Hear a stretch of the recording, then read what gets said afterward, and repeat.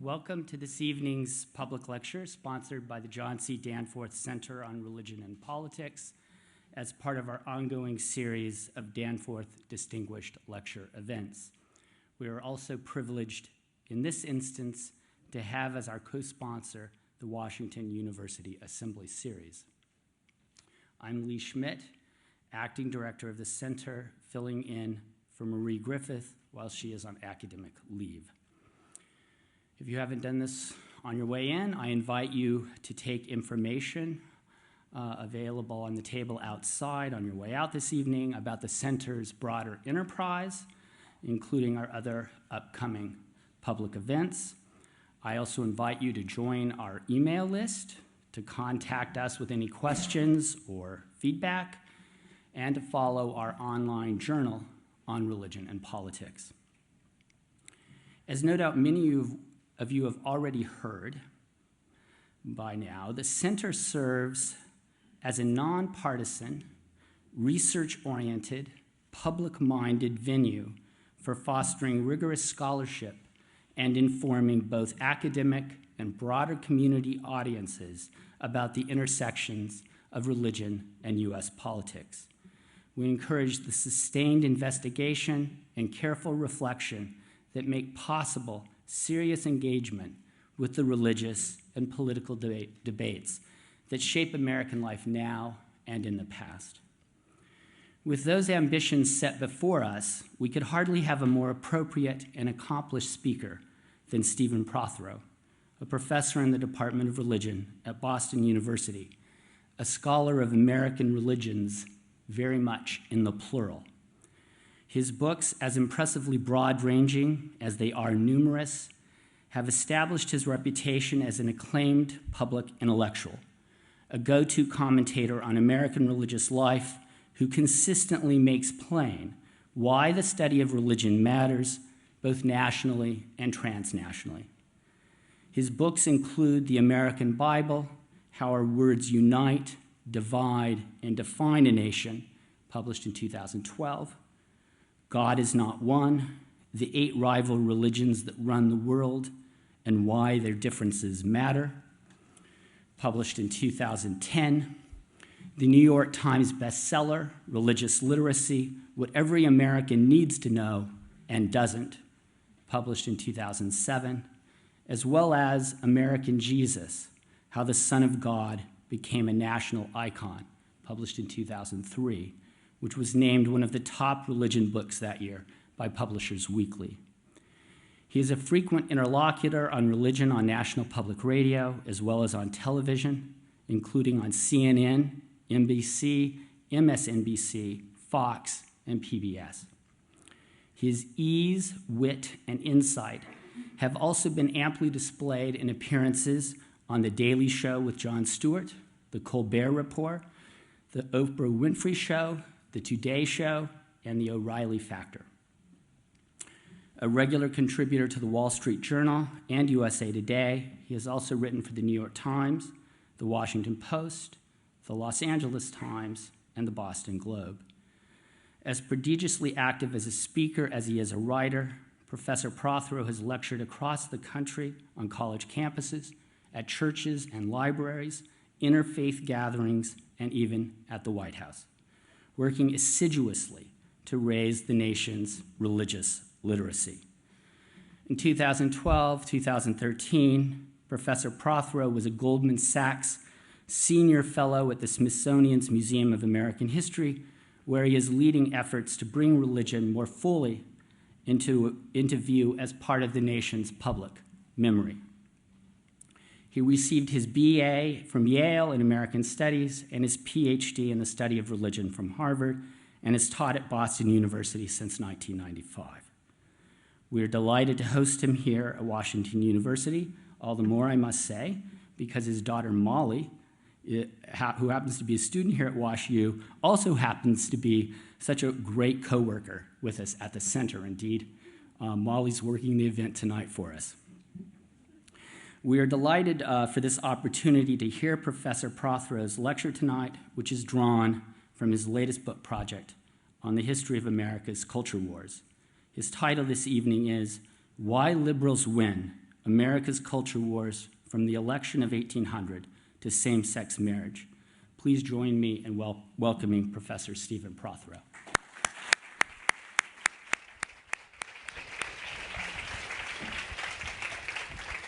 Thanks, Lee. Thanks.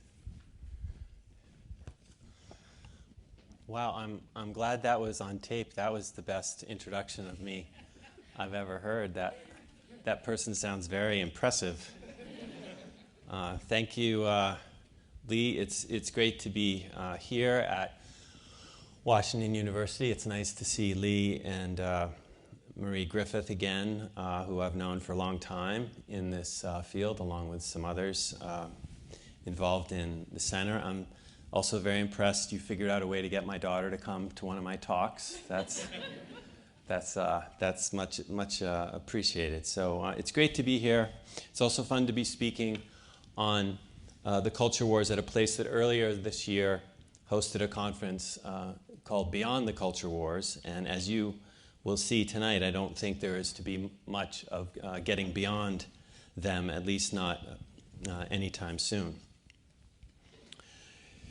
So I shouldn't need to tell you, any of you, that the politics in the United States is a mess. Politicians in both parties treat their political opponents as enemies. Democrats call Republicans terrorists. Republicans call Democrats radicals and socialists.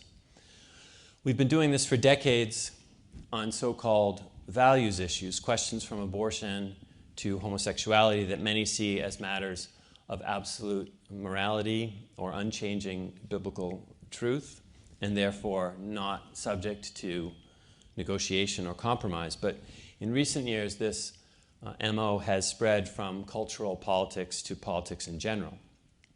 As moderates have been purged from both major parties or left office, disgusted of their own accord, and as institutions that benefited from political polarization have become more influential, those who were left behind fought life and death battles with their enemies over matters such as the debt ceiling that used to be resolved unanimously and without debate.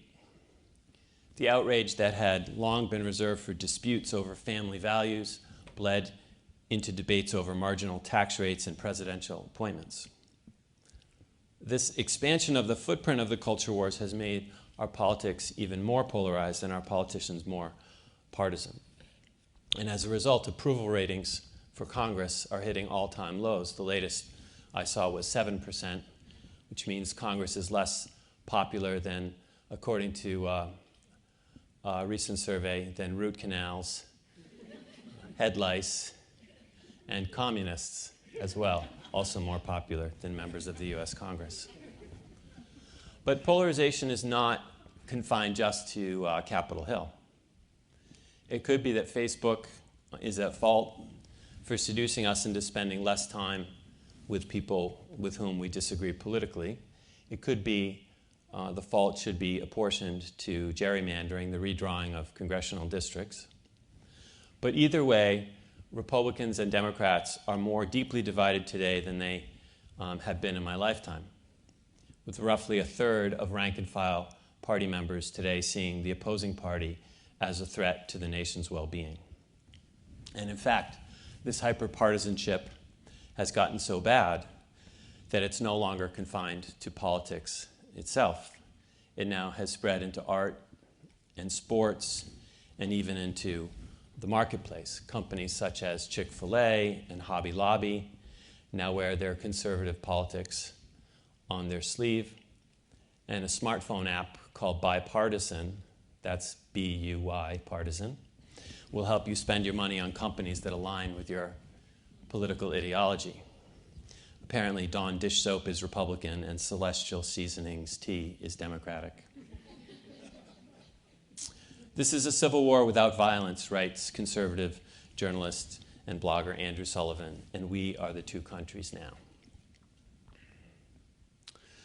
Years ago, during the Ground Zero Mosque controversy, this controversy over whether Muslims that owned land a few blocks from Ground Zero in Lower Manhattan would be able to build an Islamic center that would include a small mosque, I started to think about this issue of America's culture wars. I was disappointed and surprised that this had become a political campaign issue, the Ground Zero Mosque. It didn't seem to me to fit in with what I understood to be American principles of private property rights and religious liberty. And so I decided to follow my historian's instincts and look back into American history to try to make sense of how we got to a place where we would actually be debating this question of the Ground Zero Mosque. And what I discovered was that our culture wars are nothing new. We've always been, to borrow from Sullivan, two countries. And so today, what I want to do is talk briefly about my current book project, which examines America's culture wars from Jefferson to Obama. And then I hope when we're done, there'll be time for questions and comments. So first, what is a culture war? What do I mean by this term when I say I want to look at culture wars in American history? So culture wars, as I see them, have four features. These are public disputes that we can find in public places like magazines and newspapers and presidential speeches and the congressional record. Second, the disputes are not purely economic disputes over taxing and spending. In other words, they're not the things we normally associate with politics, but they include moral, cultural, and religious concerns that are typically less open, or so we think, than normal politics to negotiation and compromise. Third, they give rise to larger questions about the meaning of America, who is and who is not a true American. And fourth, they are heated disputes, fueled by rhetoric of war and driven by the conviction that one's enemies are also enemies of the nation. Historian George Marsden once defined a fundamentalist as, and this is his phrase, an evangelical who is angry about something. And culture warriors are citizens who are angry about something. Repeatedly, they resort to martial metaphors, accusations of sedition, threats of civil war. To them, these are not merely political disputes. They're battles for the soul of the nation. And so the term culture wars, as I see it, refers to angry and even violent public disputes that are simultaneously moral, religious, and cultural, and address the meaning of America. What is this country all about? Many see the contemporary culture wars as an aberration, a time when American politics took a sharp turn down a strange road, and citizens started to care more about obscure religious matters than bread and butter economic ones. The United States, on this view, is supposed to be a nation of immigrants, and it's supposed to be a nation of religions. The Statue of Liberty opens her arms to newcomers from every land. The First Amendment guarantees every citizen religious liberty. So where there are Koran burners or mosque arsonists, our reflex is to see them as exceptional departures from American norms of laissez-faire and tolerance and goodwill. But is cultural conflict really so un-American? In key compromises meant to smooth things over between the states that formed the United States, the founders left unsettled key questions that would foment discord and even rebellion in decades to come. One, of course, was slavery. Another was the relationship between religion and politics. Before today's Islam scare and outfits such as Stop Islamization of America, there were anti-Catholicism and the Know Nothing Party, anti-Semitism, and the Ku Klux Klan. Philosopher Horace Kallen has described the United States as an orchestration of mankind, in which people of many different races and religions contribute to a symphony of civilization. But the United States has also been a babel of civilizations in which people of different races and religions turned the nation into something akin to Tennyson's vision of the state of nature, red in tooth and claw. There's also a strong tradition, though, in American life of coming to the defense of religious minorities and of conducting our public debates with some measure of civility. But it's hard to find moments in American history when our politics were not tied up in clashes of religious identity and cultural commitments. Because Americans have not inherited an ancient culture, they've had to invent one or more. So Americans have always disagreed about which of these inventions they should value. And culture here has always been hotly contested. In fact, Americans have been engaging in the cultural equivalent of war at least since the early Republic. Puritans may have played a role here by twisting God and governance tight and transforming America into a land of moralists, ever on the lookout for demons in our midst.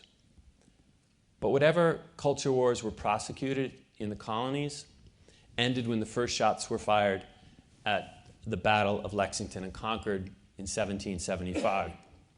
During the American Revolution, patriots were united in their opposition to British rule and their love of the patriot king, George Washington.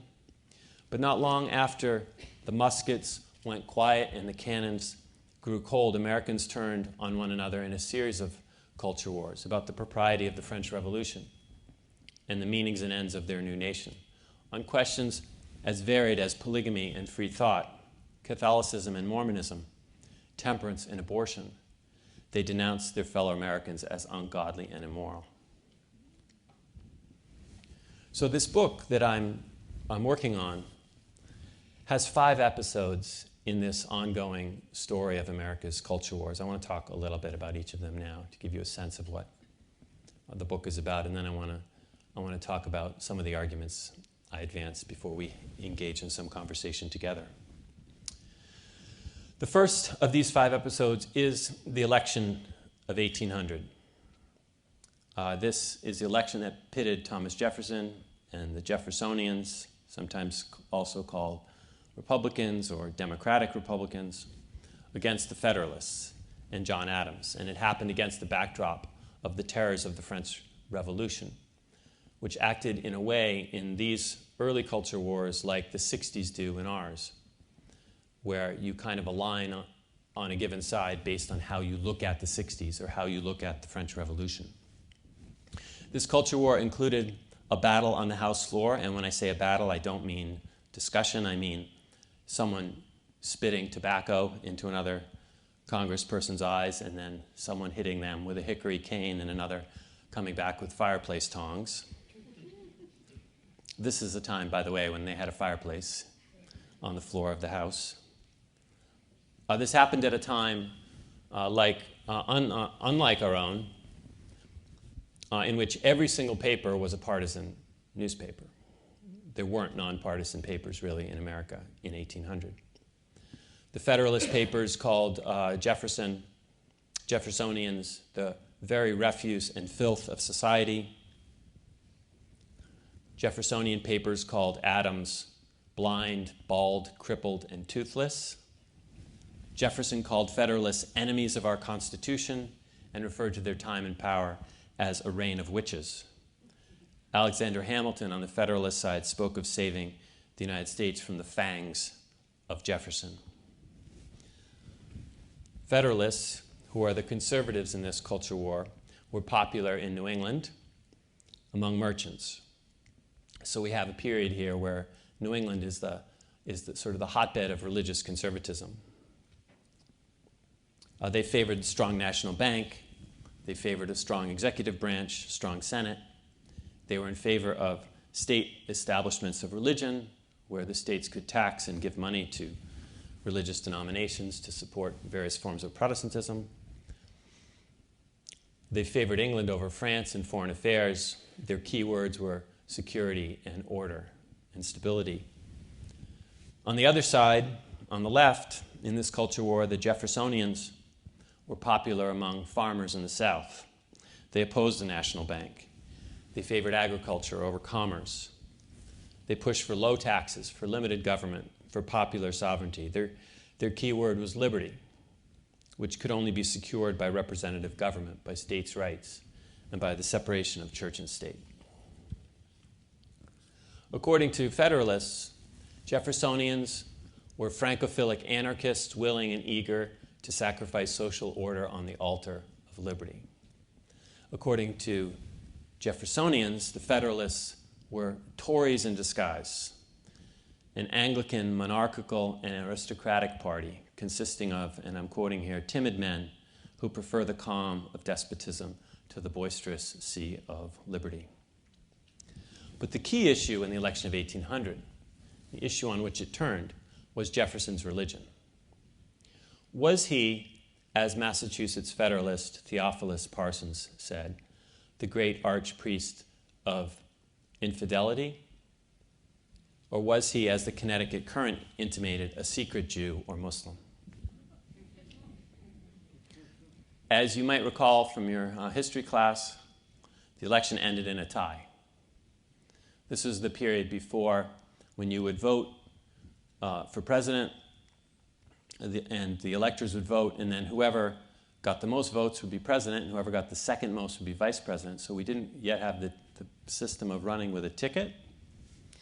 And so the way you're supposed to do it is you're supposed to have one of your delegates withhold a vote for the vice president, so that person comes in second, and your number one guy wins. But the Jeffersonians, they won the election, but they kind of forgot this little minor detail. And so Jefferson tied with Burr, and the election was thrown into the House according to the Constitution, which was controlled by the Federalists. So the situation was like if you were trying to decide between Clinton and Gore, and it was being decided by a Republican, House that wanted none of the above. And so there were 35 ballots. It happened over a period of many days. There was a delegate from Delaware that was very sick who had to be carried through the snow every day on a stretcher in order to cast his vote so as to not tilt the election toward Burr. And many thought that the only way this would be settled, remember, this is a new country. This is 1800, right? This is only a decade or so after the Constitution. And many thought it wouldn't be settled without a civil war. But finally, and it's unclear exactly what happened if there were behind-the-scene deals, but finally it was enough people said they would abstain on the Federalist side that Jefferson was able to be elected president.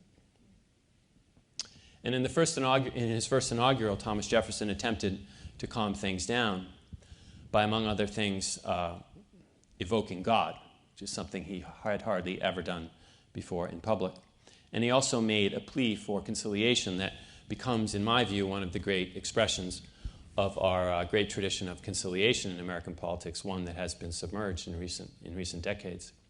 When he said, and I'm quoting from his first inaugural, but every difference of opinion is not a difference of principle. We have called by different names, brethren of the same principle. We are all Republicans. We are all Federalists. This would be like saying today we are all Republicans, we are all Democrats. We're all together in this experiment we call the United States. The second culture war that I look at is the battle between Protestants and Roman Catholics in the 1830s and 1840s. But that's a little bit of a misimpression. It's really a battle by Protestants to excommunicate Catholics from the family of America.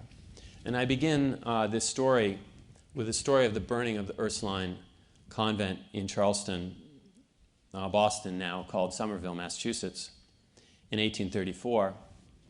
This was a convent that was attended, oddly enough, mostly by Protestant school children, but it was run by Catholic nuns.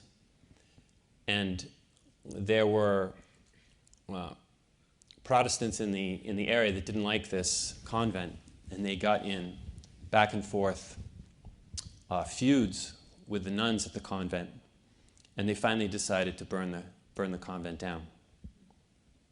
And ironically, some of the fire trucks that had come in anticipation, because this was being threatened, had come in anticipation of observing the fire. Back then they had lanterns that illuminated their trucks at night because we didn't have electricity yet.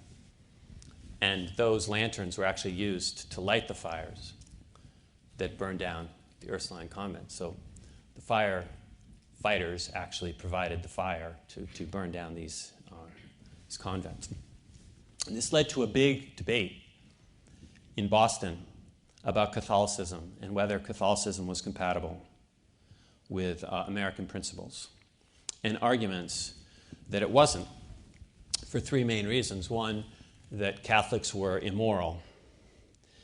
Two, that they were theological imposters. In other words, they were pretending to be Christians, but they really weren't. And then three, they were traitors to the nation. So there was a critique on moral grounds, on theological grounds, and then also on political grounds. They were traitors to the nation because they owed their supreme allegiance to the Pope and not to the President, and not to the Constitution. Anti-Catholicism isn't confined to Boston in the 1830s, though it spreads through a series of debates about the public schools which emerged in the 1830s and 1840s over what Bible is going to be read in the public schools. There really isn't any debate when public schools begin that there will be Bibles read, because the whole purpose of the public school was to create citizens, and the only way people could be good citizens if they were moral, and the only way they could be moral is if they were Christian, and the only way to be Christian was to be Protestant, and the only way to be Protestant was to read the Bible. And the only Bible to be read was the real Bible, which was the King James Bible. And so the King James Bible was read in public schools in the 1830s and the 1840s. And Catholics, when they grew to large enough populations in certain cities, in New York and in Philadelphia, in Cincinnati, they started to say, hey, why is the wrong Bible being read in the public schools? Why are our kids being forced to read the Protestant Bible? They should be free to read their own Bible, the Catholic Bible. And this led to riots in Philadelphia, which I write about in my anti-Catholicism chapter, where dozens of people were killed in a series of riots in a time when rioting was seen in the United States as actually a form of democracy. It was a way that ordinary people could express their political sentiments in the face of a society that wasn't legislating for them. And so this is a point where this long tradition of anti-Catholicism that had been around in the West since Martin Luther and the Protestant Reformation proved to be deadly in the United States in the 1830s, 1840s, and 1850s. The third episode I look at is anti-Mormonism, which we see a contest between Eastern Protestants and Western Mormons, mostly after the Civil War, but some before. Initially, anti-Mormonism focuses on the Book of Mormon, which is published in 1830 as the new scripture, which Mormons accept alongside the Bible as revelation. And the claim is this book is a fake, and that Joseph Smith, who is the finder and translator of the book, is a fake. But over time, and particularly after the Civil War, the debate shifts from the veracity of the Book of Mormon and the fakery of Joseph Smith to two main questions, the foremost of them being polygamy, and the second one being theocracy. In the Utah Territory, the Mormons are basically hounded out of the eastern United States and pushed through a series of moments of exile, you might say, until they finally decide they have to leave the United States in order to practice their religion freely. And when they go to the Utah Territory, it's actually not part of the United States. And shortly after they arrive, it becomes part of the United States. So the problem of Mormonism once again becomes an American problem. And this is actually, in some ways, the most extraordinary episode in American religious history, because it's a time when the full force of local, state, and federal governments, the judiciary, the Congress, the presidency, are all used to denounce a particular religion, to send the army to attack a particular religion. When the founder of a religion is killed by a mob after being jailed, it's quite an extraordinary tale for those of us who like to celebrate religious liberty in the United States. It's It's a profound and important counterexample to that story.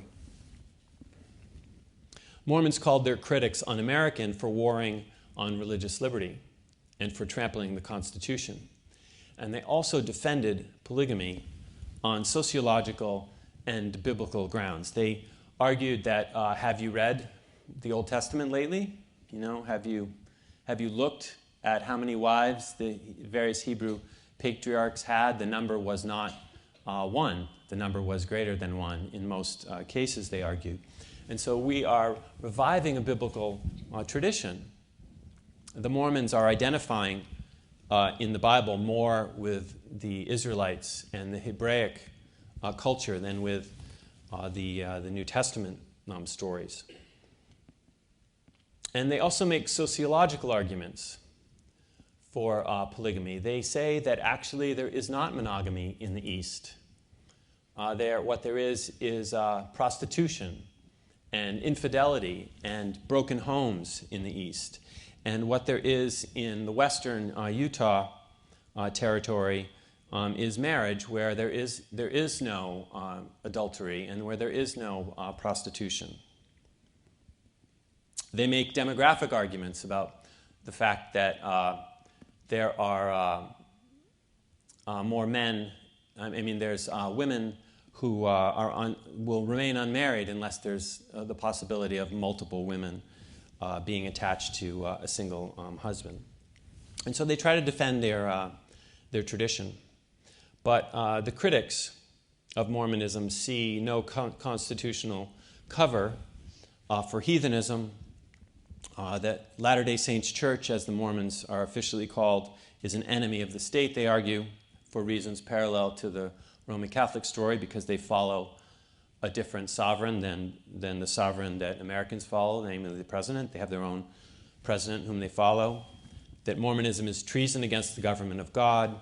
It's a total subversion of republicanism, because these women married to these men will vote for whomever their husband tells them to marry. They also argue, as many anti-Catholic critics argue, that Mormonism actually isn't a religion, and that's why it doesn't deserve the protection of the First Amendment Religious Freedom Clause.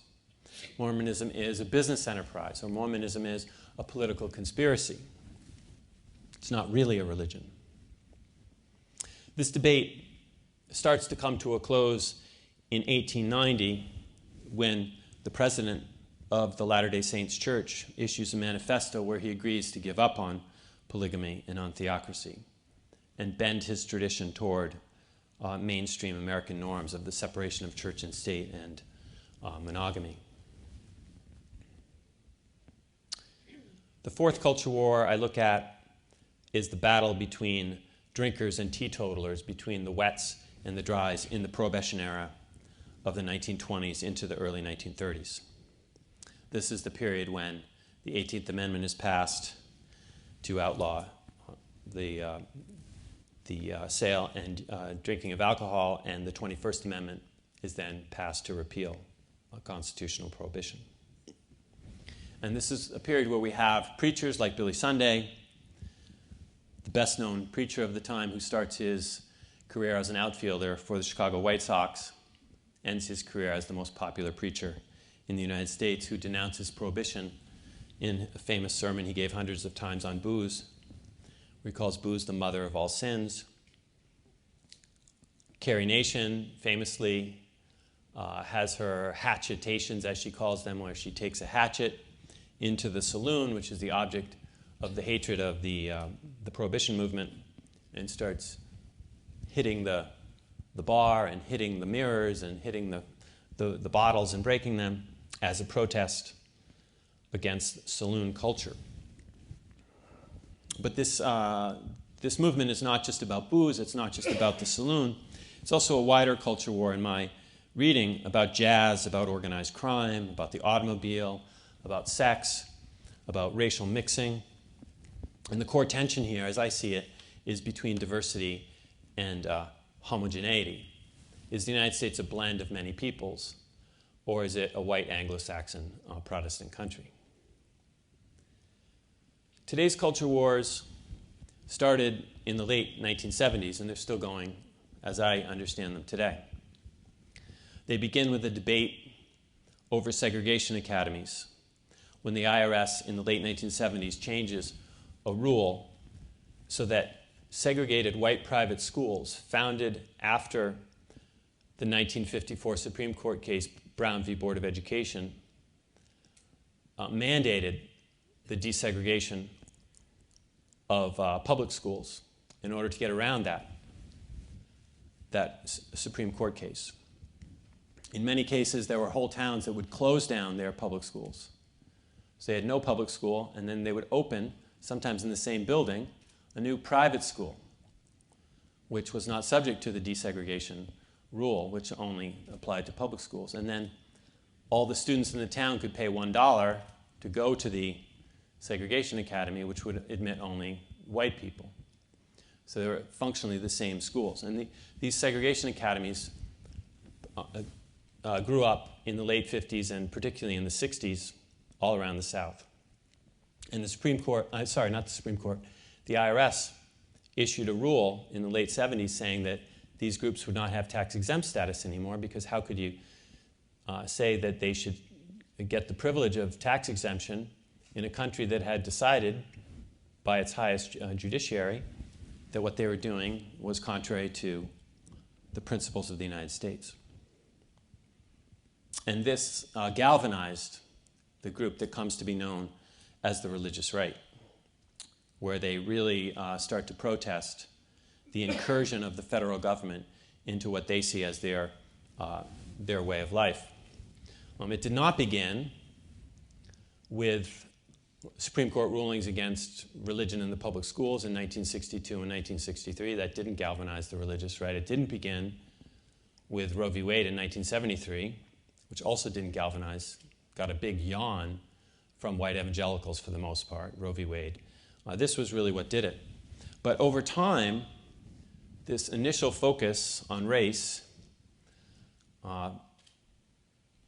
shifted, and there was a pivot among religious right leaders, two pivots actually, from race to family values, as they came to be called, to questions of gender and abortion and homosexuality and the patriarchal family and the breadwinner male at the head of that family. And there was a second pivot from race to religion, where the claim was that the IRS was discriminating against religion, discriminating against Christianity, that the victims of discrimination in the IRS rule were not black children who wanted to get an education in the South, but the victims were the parents and the superintendents and the students who went to these white segregation academies, because they weren't segregation academies, they were Christian academies. And they were victims of anti-religious, anti-Christian bigotry. Like early culture wars, the culture wars we live with today, which I call the contemporary culture wars, were a response to anxiety about a way of life passing away, about the end of the traditional family, or the end of white supremacy, or the end of Christian America, or the end of all of the above. And they were also battles over two different understandings of the nation, one that I refer to as monoculture and another as multiculture. Is there one sort of American family or many? Jimmy Carter famously had organized a conference, a White House conference, on the family, whose name was changed in 1979 to the White House Conference on Families, from the family to families. And this change in nomenclature incensed the religious right, because there weren't multiple ways of being family. There was one way of being a family, and that's what the government should be studying and should be propagating.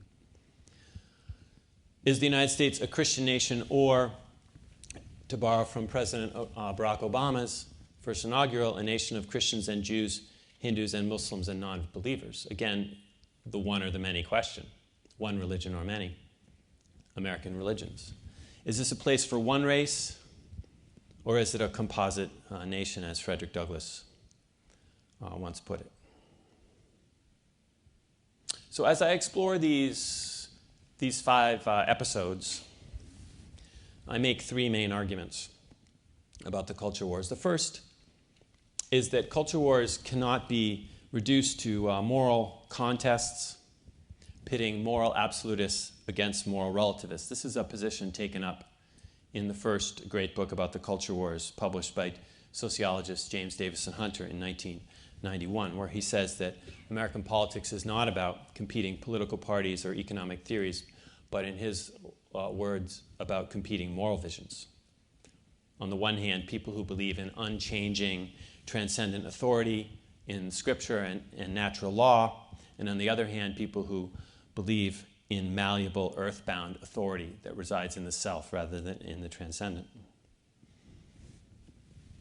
And this, I think, is a helpful way of looking at the contemporary culture wars, which did pit moral absolutists against moral relativists. But if you look at earlier culture wars, you find actually moral absolutists on both sides. So I don't think this frame, this moral frame, really helps. Culture wars can't be reduced to religious wars either.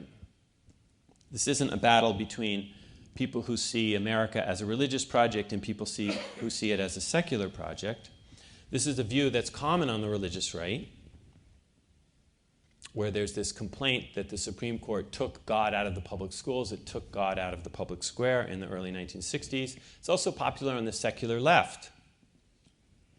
Susan Jacoby, who's written a number of books about the history of free thought in the United States, she says, at the heart of the culture wars, I'm quoting from her, lies this question: is America founded for humans and humans alone, or is it a society singularly blessed by and answerable to God? And again, the culture wars fit this bill to some extent, at least through the 2004 election, when President Bush proclaimed his born-again faith with the easy grace of a child preacher, while his Democratic challenger, Senator John Kerry, seemed incapable in kind of classic New England style of talking in public about his Catholicism.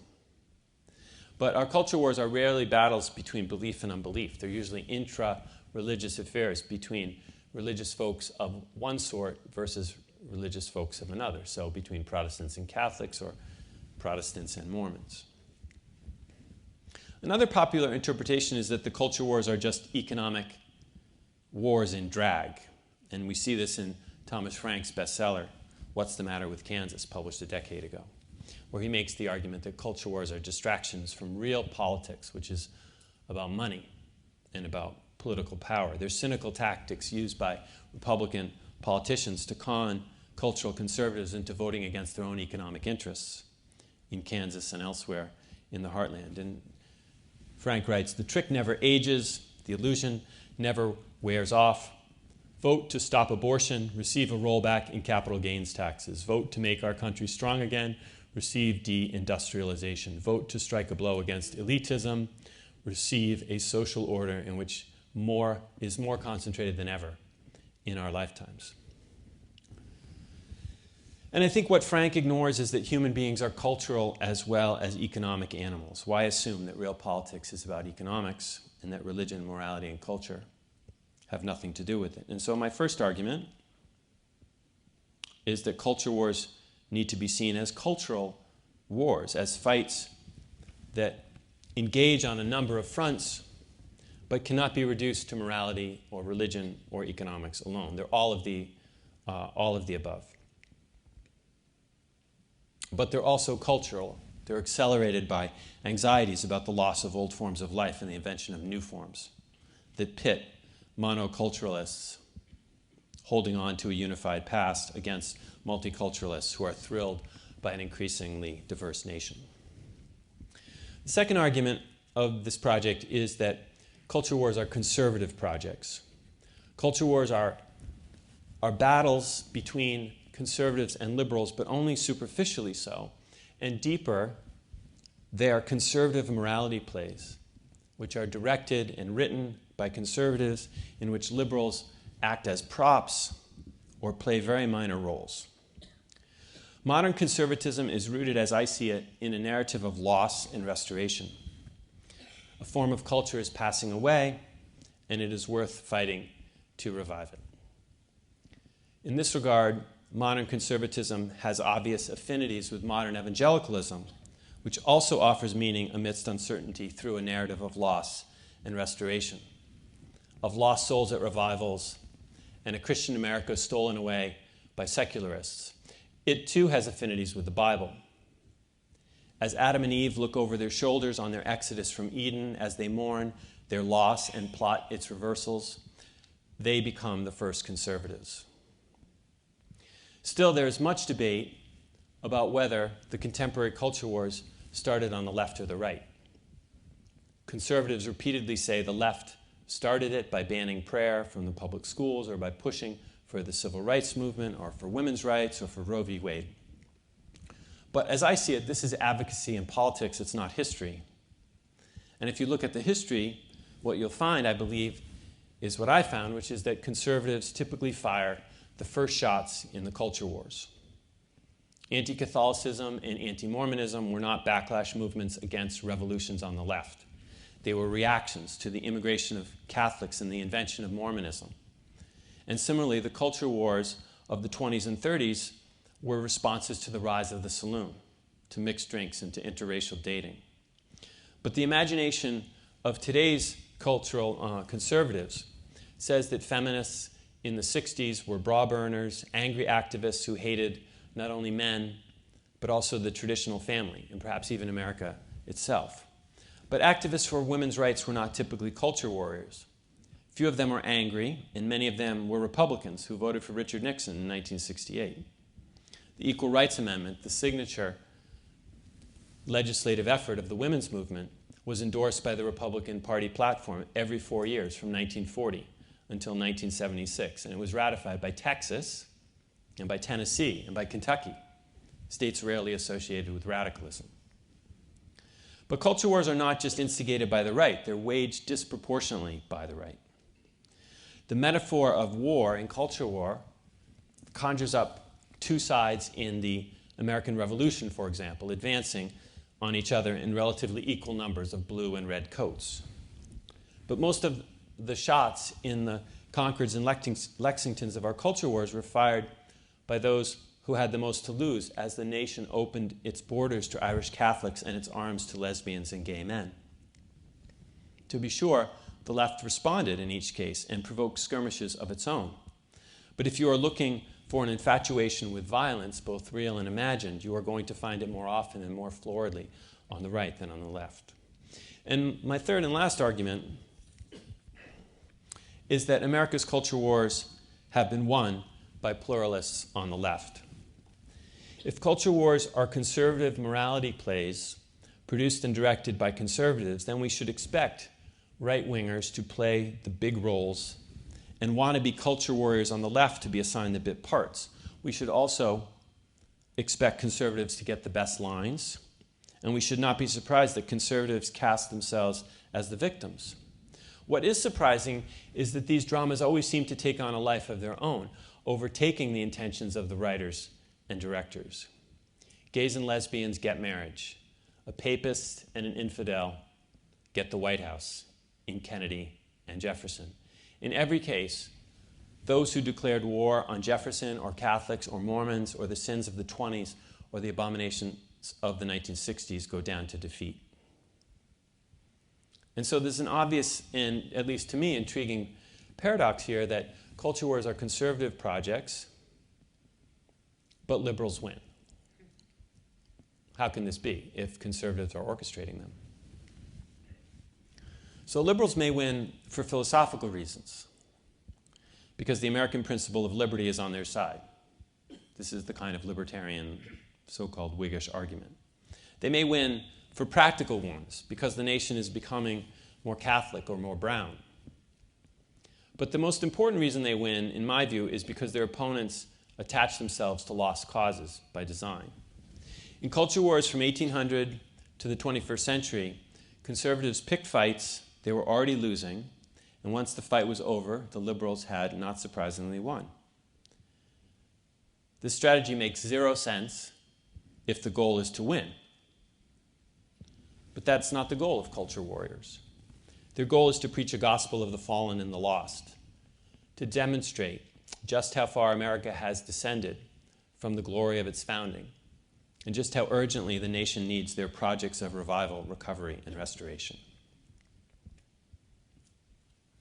So I talk in the book about a culture war cycle that propels the nation from one cultural conflict to the next, and this is how that cycle goes.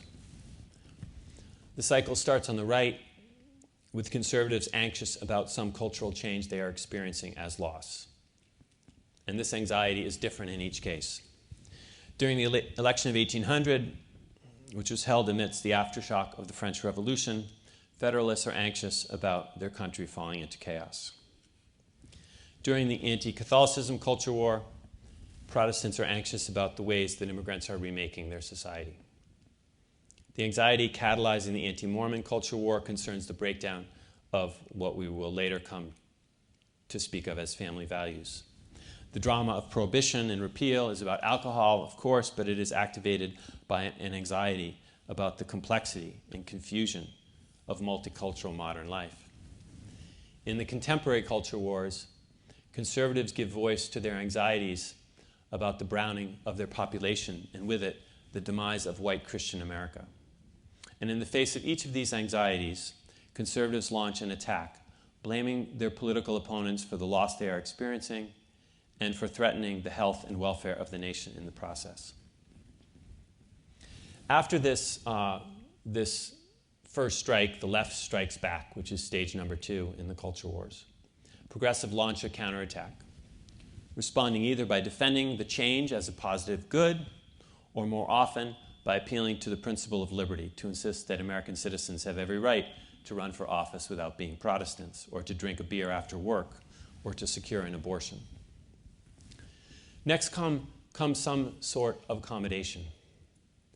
Culture wars are characterized by a rhetoric of no compromise, by appeals to moral absolutes and unchanging divine commandments, but they're always resolved in part by some sort of accommodation. Yes, Catholicism comes to be accepted as a legitimate American religion, but only after Catholics accept the separation of church and state. And Mormons become quintessential Americans, in the words of conservative columnist George Will, only after they give up on polygamy. In the fourth stage of the culture wars, liberals win. In the conservative culture wars, in the contemporary culture wars of recent decades, conservatives did win a few victories. They put down the IRA in 1982. Sorry, not the IRA. Did they do that? They put down the ERA, the Equal Rights Amendment, in 1982. They slashed the budget of the National Endowment of the Arts in 1994. More importantly, they expanded the role of religion in public life, turning explicit talk about God into the new normal inside both major political parties. And they also succeeded in turning liberalism into a dirty word, recasting liberalism for large numbers of Americans as a moral threat. But conservatives lost the contemporary culture wars as a whole, and they lost them badly. They lost on tax exemptions for segregation academies. They lost on Clinton's impeachment. They lost on school prayer. They lost on killing the national endowments for the arts. They lost on casual sex, which, as some of you might have noticed, is alive and well. They lost on the counterculture, which became the culture. They lost on the Vietnam Veterans Memorial. They lost on abortion, which is still legal in every state. They lost on marijuana. They lost on the traditional family. And they lost most strikingly and most quickly on same-sex marriage. In almost every arena where the contemporary culture wars have been fought, education, law, media, entertainment, family, and the arts, liberals control the agenda. Movies and television shows today make the sort of entertainment decried by the moral majority in the 1980s look like Leave It to Beaver.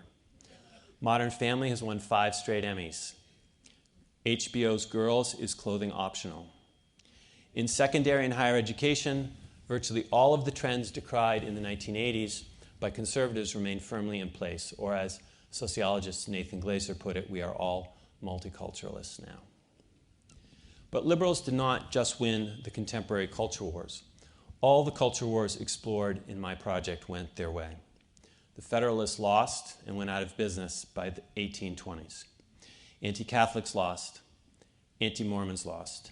Prohibition was repealed.